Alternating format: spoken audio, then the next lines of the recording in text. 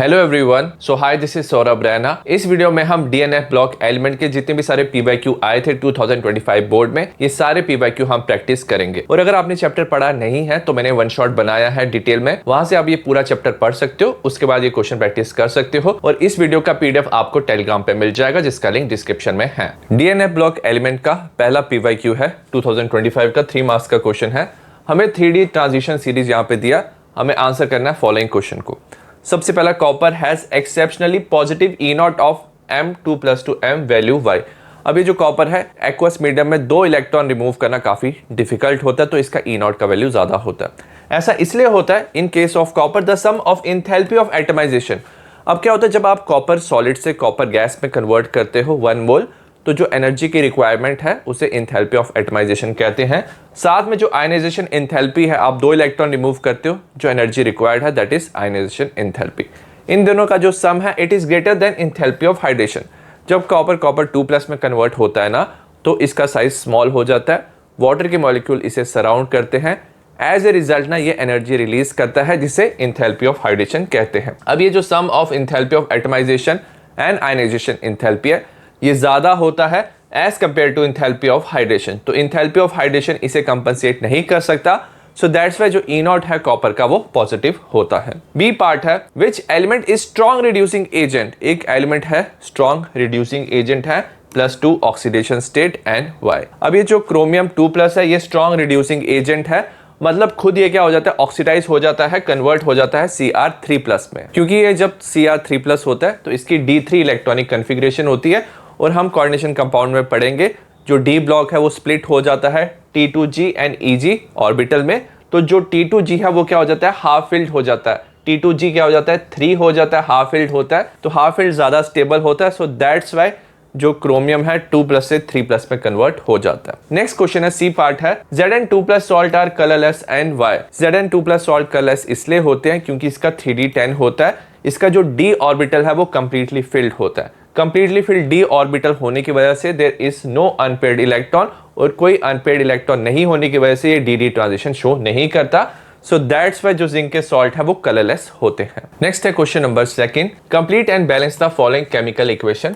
2 marks का question है, तो इसे हम ना सबसे पहले ऑक्सीडेशन हाफ रिडक्शन हाफ में लिखेंगे, उसके बाद बैलेंस करेंगे।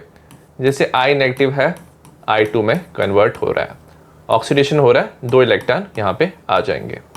अब याद रखना जो MnO4 नेगेटिव है, एसिडिक मीडियम में Mn2+ में कन्वर्ट होता है। ठीक है, यहाँ पे आप देख सकते हो 4 ऑक्सीजन है, तो यहाँ पे हम same amount of water add करेंगे। अब हाइड्रोजन बैलेंस करेंगे, यहाँ पे 8H+ हो जाएगा, यहाँ पे 8 हाइड्रोजन थे। अब हम इलेक्ट्रॉन से इसे बैलेंस करेंगे, यहाँ पे -1 +8 +7 चार्ज है, यहाँ पे +2 चार्ज है, तो यहाँ पे हम 5 इलेक्ट्रॉन्स लिखेंगे, इलेक्ट्रॉन्स का नेगेटिव चार्ज होता है। मेक श्योर करेंगे दोनों तरफ ना जो नंबर ऑफ इलेक्ट्रॉन है वो सेम होने चाहिए। इसे हम 5 से मल्टीप्लाई करेंगे, इसे हम 2 से मल्टीप्लाई करेंगे, और इसके बाद हम क्या करेंगे, इसे हम ऐड कर लेंगे। ये पहले वाला बन जाएगा हमारा twice of MnO4 negative + 10I negative + 16H+। तो ये हो गया। सेकंड वाला हो जाएगा twice of Mn2+ + 5 of I2 + 8H2। तो ये हमारा आंसर आ गया। यहाँ पे डाइक्रोमेट आयन है, एसिडिक मीडियम पे ये Cr3+ में कन्वर्ट होता है, तो लिखेंगे Cr2O7 2 negative convert into Cr3+। यहाँ पे 2 क्रोमियम है, यहाँ पे 2 लिखेंगे। वाटर से इसे बैलेंस करेंगे, यहाँ पे 7 ऑक्सीजन है, तो यहाँ पे 7H2 लिखेंगे। अब हाइड्रोजन बैलेंस करेंगे, यहाँ पे 14H+ हो जाएंगे। अब इलेक्ट्रॉन से बैलेंस करेंगे, यहाँ पे +14 -2 +12 चार्ज है, यहाँ पे +6 चार्ज है, तो यहाँ पे हम 6 इलेक्ट्रॉन ऐड करेंगे, इलेक्ट्रॉन का नेगेटिव चार्ज होता है, तो ये बैलेंस हो जाएगा। क्वेश्चन नंबर 3 का ए पार्ट है, account for the following. 5 marks का क्वेश्चन है। फर्स्ट पार्ट है, ऑरेंज कलर ऑफ जो डाइक्रोमेट आयन होता है चेंज हो जाता है येलो कलर में जब आप अल्कली से ट्रीट करते हो। डाइक्रोमेट होता है Cr2O7 2 नेगेटिव, जब आप OH नेगेटिव से ट्रीट करते हो तो ये क्रोमेट आयन में कन्वर्ट होता है CrO4 2 नेगेटिव, जिसका येलो कलर होता है, तभी इसका कलर चेंज हो जाता है। जिंक, कैडमियम और जो मर्करी है they are non transition element. इन्हें हम नॉन ट्रांजिशन इसलिए कहते हैं because they do not have partially filled d orbital in the ground और कॉमन ऑक्सीडेशन स्टेट। तो ट्रांजिशन एलिमेंट वो होते हैं जिनके पास पार्शियली फिल्ड d ऑर्बिटल होना चाहिए ग्राउंड या ऑक्सीडेशन स्टेट में, बट इनका नहीं होता है, इनका कंप्लीटली फिल्ड डी ऑर्बिटल होता है, तो ये नॉन ट्रांजिशन एलिमेंट होते हैं। नेक्स्ट है जो ई नॉट वैल्यू है Mn3+ to Mn2+ couple is more, मतलब जो Mn3+ है वो इजिली Mn2+ में कन्वर्ट हो जाता है। इसका ई नॉट का वैल्यू काफी हाई है 1.57 volt as compare to Cr3+ to Cr2+। जो Mn3+ Mn2+ में इसलिए इजिली कन्वर्ट हो जाता है, 3d5 बन जाता है, जो क्या होता है हाफ फिल्ड स्टेबल होता है।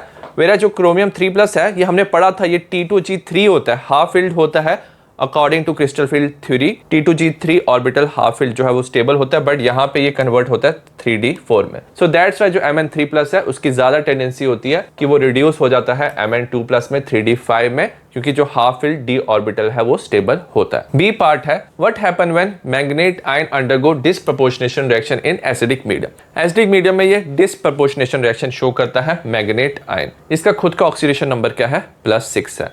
तो ये पहले पर मैग्नेट बना सकते हैं MnO4 नेगेटिव ट्वाइस, साथ में MnO2 +2H2O ये बनाता है। अगर आप यहाँ पे ऑक्सीडेशन नंबर देखोगे, यहाँ पे क्या होता है, इसका +6 होता है। यहाँ पे अगर आप कैलकुलेट करोगे, यहाँ पे +7 होता है और यहाँ पे +4 होता है।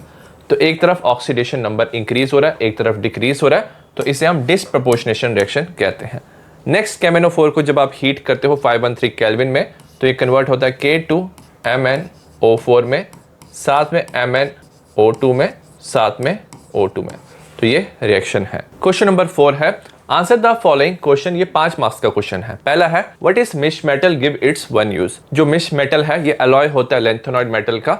लेंथेनॉइड मेटल 95% होते हैं, साथ में आयरन 5% होता है, साथ में ट्रेसेस होते हैं, काफी small amount of other element हो सकते हैं जैसे सल्फर, कैल्शियम, कार्बन और एल्यूमिनियम। इससे बुलेट्स बन सकते हैं, या लाइटर फ्लिंट, जो लाइटर में मेटल है जिससे स्पार्क बनता है, तो मिश मेटल से वो हम बना सकते हैं। सेकंड क्वेश्चन है write the formula of an oxo anion. Oxo anion क्या होता है कि जो मेटल है वो ऑक्सीजन के साथ कंबाइन किया है और नेगेटिव चार्ज है, of chromium in which shows the oxidation state equal to its group number. Chromium का ग्रुप नंबर क्या है? 6 है। तो CrO4 नेगेटिव, Cr2O7 2 नेगेटिव में क्रोमियम का ऑक्सीडेशन नंबर क्या है? 6 है। तो लिख सकते हैं x -2 × 4 = -2।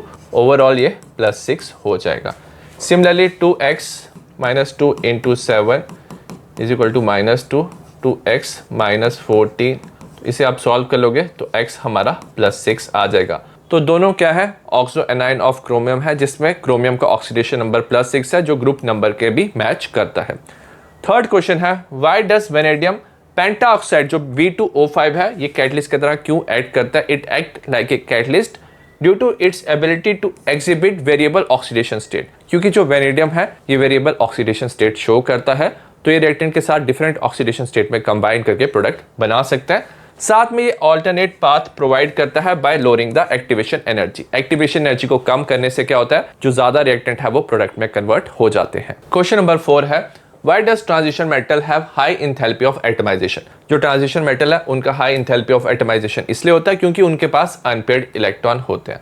अनपेयर्ड इलेक्ट्रॉन होने की वजह से ये इंटर एटॉमिक बॉन्ड बना सकते हैं, मेटेलिक बॉन्ड बनाते हैं, और स्ट्रॉन्ग मेटेलिक बॉन्ड बनाने की वजह से इनका जो इंथैल्पी ऑफ एटमाइजेशन है वो हाई हो जाता है। मतलब इन्हें सॉलिड से वेपर में कन्वर्ट करने के लिए ज्यादा एनर्जी की रिक्वायरमेंट होती है। How do you prepare Na2Cr2O7 from Na2CrO4। जो सोडियम क्रोमेट है, जब आप उसकी एसिडिफिकेशन करते हो सल्फ्यूरिक एसिड में, ये हमें ऑरेंज सोडियम डाइक्रोमेट देता है। तो यहाँ पे हमने क्या लिया, सोडियम क्रोमेट लिया, एसिडिफिकेशन किया, तो हमें मिल जाएगा Na2Cr2O7। तो हमें ऑरेंज मिल जाएगा सोडियम डाइक्रोमेट, साथ में 2Na प्लस H2O। तो ये हमारा आंसर होगा। क्वेश्चन नंबर 5 है give explanation for each of the following. 3 marks का क्वेश्चन है। पहला है with the same d orbital configuration D4, जो Mn3+ है ये ऑक्सीडाइजिंग एजेंट की तरह काम करता है, वेयर Cr2+ रिड्यूसिंग एजेंट की तरह काम करता है। दोनों का D4 कॉन्फ़िगरेशन है। अब जो Cr2+ है ये रिड्यूसिंग एजेंट की तरह काम करता है, खुद ऑक्सीडाइज हो जाता है ये Cr3+ जो D3 होता है। अब ये जो D3 है ना, ये ना स्टेबल हाफ फील्ड ना T2G3 ऑर्बिटल बनाता है। तो T2G3 ऑर्बिटल जो है ये क्या होता है, हाफ फील्ड स्टेबल होता है, तो दैट्स वाई ये Cr3+ में कन्वर्ट होता है। सिमिलरली जो Mn3+ है ये चेंज हो जाता है Mn2+ में, ये हाफ फील्ड स्टेबल होता है, 3d5 हो जाता है। नेक्स्ट है एक्टिनॉइड कॉन्ट्रैक्शन जो है वो ग्रेटर होता है from element to element than that of lanthanoid, क्योंकि जो एक्टिनॉइड्स है इसमें ना 5f जो इलेक्ट्रॉन है उनका जो शील्डिंग इफेक्ट है वो ज्यादा पुअर होता है as compare to 4f electron जो लेंथेनॉइड में प्रेजेंट होता है। तो पुअर शील्डिंग इफेक्ट होने की वजह से 5f इलेक्ट्रॉन की तो जो क्या होता है जो एक्टिनॉइड कॉन्ट्रैक्शन है लेंथेनॉइड कॉन्ट्रैक्शन से ज्यादा होता है। सी पार्ट है transition metal form large number of interstitial compound with hydrogen, boron, carbon and nitrogen. अब ये जो ट्रांजिशन एलिमेंट्स होते हैं ना इनका एक 3 डायमेंशनल स्ट्रक्चर होता है जिसे हम क्रिस्टल लैटिस कहते हैं और उसके बीच में स्पेस होता है जिसे हम इंटरस्टिशियल स्पेस कहते हैं। और ये जो स्मॉल एटम होते हैं जैसे हाइड्रोजन, बोरॉन, कार्बन, नाइट्रोजन उस स्पेस में आ जाते हैं और ये इंटरस्टिशियल कंपाउंड बनाते हैं। तो transition metal form large number of interstitial compound with hydrogen, boron, carbon, nitrogen because these atom occupy the interstitial space in the metal lattice without disturbing the metal structure. Metal structure को disturb नहीं करते, उसकी space में आ जाते हैं और ये interstitial compound बनाते हैं। तो ये था डीएनएफ ब्लॉक एलिमेंट 2025 के सारे पीवाईक्यू। मैंने लास्ट 10 ईयर्स के सारे पीवाईक्यू बनाए हैं, उसका भी आपको प्लेलिस्ट मिल जाएगा, वहां से भी आप एक्स्ट्रा क्वेश्चन की प्रैक्टिस कर सकते हो। See you in the next video, bye.